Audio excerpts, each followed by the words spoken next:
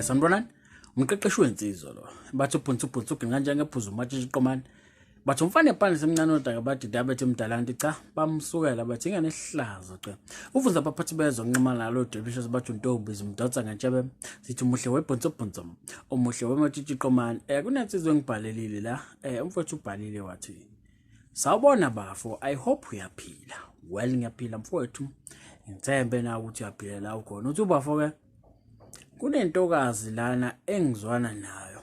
Ngenza ama-meetup kaningi nayo.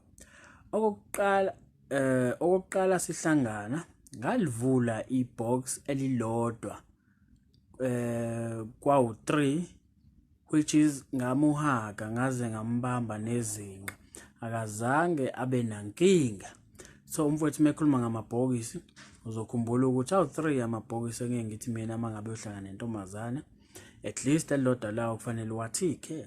Elokuqala kufanele umhlabe, you must make sure ukuthi kuzokwenzeka ukuthi umhlabe ukuthi kanjani wena kufanele uhlele into zakho. Mawuthi uhlulekile lapho alikho icala. Okwesibili ke ibhoyisi kufanele na kanjani uthike kufanele umqabule, yabona.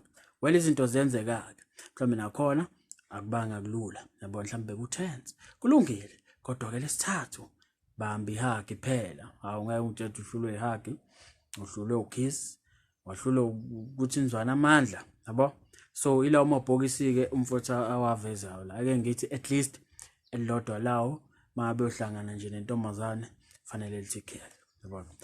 So uthi umfowethu ke shuthi umfowethu uyaveza ukuthi ke ngamuhaga ngambamba nesinqa azange abe nankinga.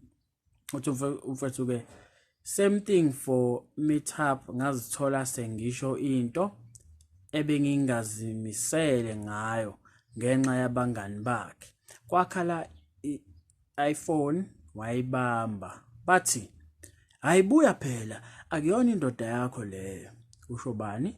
Usho abangani bayo intombazane. So as if bayazi bona ukuthi bayi indoda yakhe, yabo, indlela abasho ngayo. Kodwa ke uthi mfowethu ke awu ngamangala ukuba why bekhuluma so. Ngazithola sengimshela ngenxa ye-pressure. Impendulo engayithola for sure seniyayazi nani. Ngisazocabanga ngamanye amazwi mfethu mayithi ngamshela kusho wagcina semtshela ukuthi hayi ngiyakuthanda. So wagcina sethola impendulo ethini ngisazocabanga, yabona. So yona impendulo ayithola leyo. So mina mangithi umuntu kufanele umazi kangcono, ngisuke ngisho ukuthi kufanele uhlangana naye nazane kangcono. Kube ukuthi nje ekwazini kweni kangcono phela akuphelele mangabe ukuthi ngene izeni lithola ithuba lothi nizwana amandla. Nizwana amandla. Awu phela yona hla sokwazana kangcono leyo. Ngangithatha umuntu usumaze kangcono kubeni ungakazi umthola. Ngisho ngahlala unyaka wonke nindawona. Kodwa kufanele phela nazane kangcono ukuze phela mabe senithatha isinqumo oyedwa wenu. Ake ngithi yona intombazane mangabe sizimisele ukuthi hayi mina nawe ngathi singaba exclusive, yabona, at least siyakwazi kangcono. So as long ungakazwana amandla empedeni hayi mfowethu angakazani kangcono, yabo. So mangathiwa ngiyakubuza ukuthi mfowethu mangathiwa ke nansi intombazane la uyohlangana nayo, mhlawumbe okokuqala uhlangana nayo, okay, bese ithi intombazane hayi khona lapha itype, yabona bhuti, ngikubuke nje wangichaza, angazi mina empilweni yami ngihlangane nomuntu okanjena, yagoqa phela nayo ngendlela egoqa ngayo. Bese ithi hayi ngiyakuthanda, ngiyakucela nje ukuthi hayi kusukela nje manje sivele nje lento yenzeke mina nawe sibithandana sibe exclusive. Ungenze njani? Ungayivuma le nto? Ngizibuzela nje kusho intombazane isho kuwena. Ungayivuma yini? So uma uthi wena ungayivuma leyo nto, ngoba ngiyathanda ukuthi wenze njani, ngikufake ecathulweni zakhe lo muntu. Mangathiwa wena ukulezo icathulo, ngoba phela kuyenzeka ukuthi wenze into awu understand ukuthi wena mangathiwa ke ufakwa lapha yana ungenze njani. So mangabe uthi wena hayi ngingathi hayi asithandane ngalo lolo suku, ngizobe sengikubuza phela ukuthi yabona uthandana kanjani nomuntu ungakamazi. Khumbula phela lo muntu ayithi nisahlangana uqala awumazi inhlobo. Awumazi uyisima kanjani. Uzokwenza njani ke mangabe usumqomileke. Hayi phela yona ake sithi uyena. Usuyamqoma ke noma seniyathandana bese mhlambe ke senisendlini mhlamba hayi usuyathola emva kwesikhathi ukuthi hayi mhlamba u-HIV positive.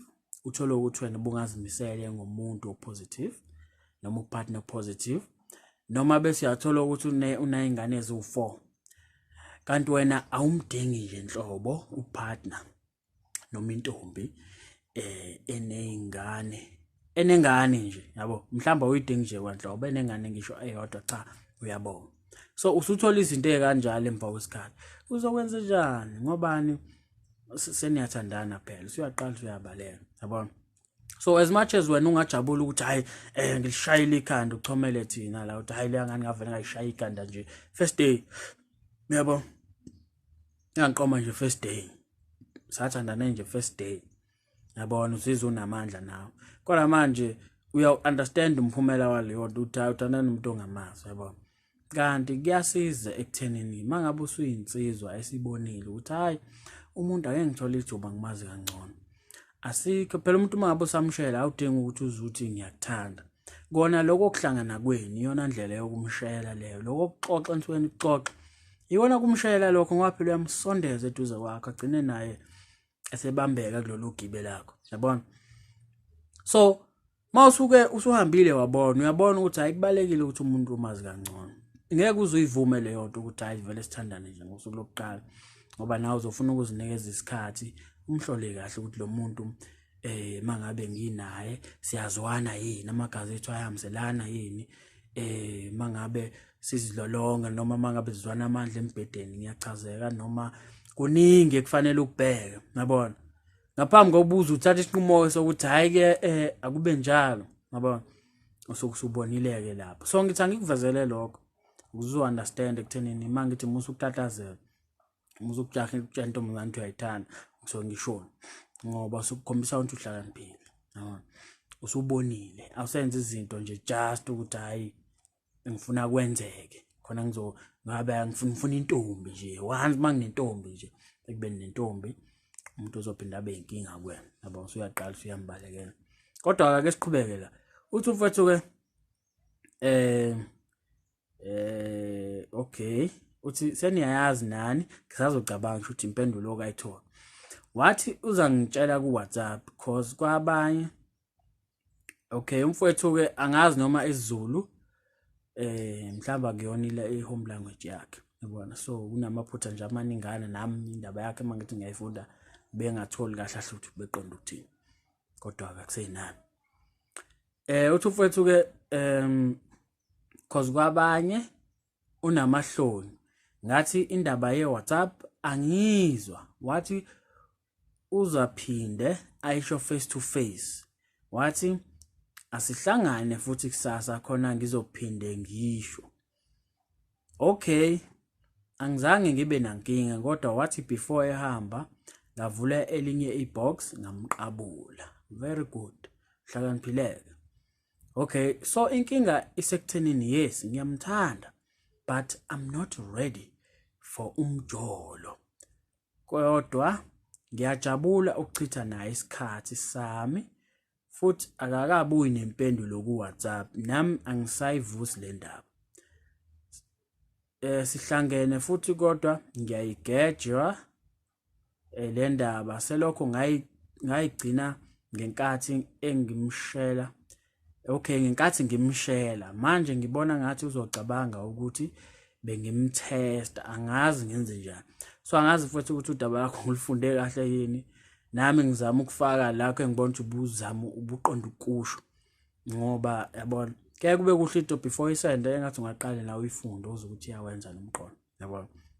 So inkinga yakho la engiyibona ukuthi wena ufike lo muntu wamtshela ukuthi uyamthanda wasethi awusazocabanga noma ke ngithi wamshayela wayesethini usazocabanga ngobani umpitshele khona ngamagama hayi wasethi hayi usazocabanga. Okay kodwa manje into eyinkinga usuphinda usuthini wena I'm not ready for umjolo yabona.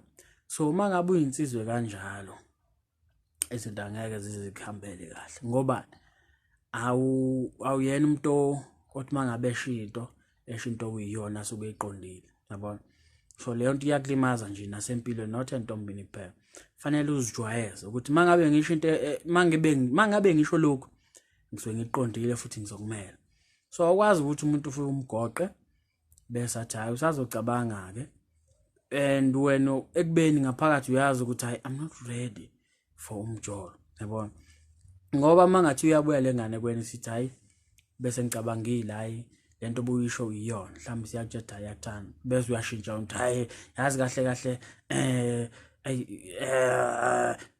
angikho ready for umjolo yabona. Nayizobona cha wena udlala kancane yabona. So next time mfowethu mangabe ushinto akube yiyona futhi uzoyimela and next time ungaphinde utatazele njengoba ngihlezi ngikhuza nimusa ukutatazela yabona.